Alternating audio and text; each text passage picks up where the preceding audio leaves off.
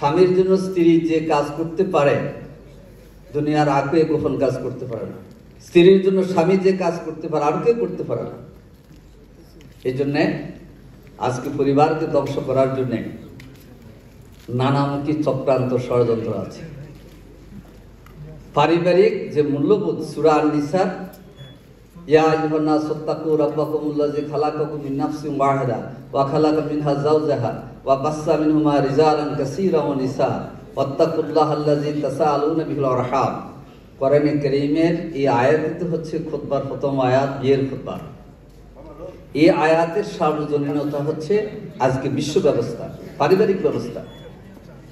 এটাকে ধ্বংস করে দেওয়ার জন্য পাশ্চাত্য শক্তি আমাদের মাঝে ঢুকে পড়েছে। আমাদের পাঠ্যপুস্তকে তরুণ তরুণীদেরকে ভিন্ন চিন্তা ধাবিত করার জন্য কাজ করা হচ্ছে। পারিবারিক আইন, মহর, তারপরে বিভিন্ন দিক থেকে বিপরীতমুখী ধারণা তাদেরকে দেওয়া হচ্ছে। অনেকগুলো বিষয়, এগুলো আমাদেরকেও জানা উচিত।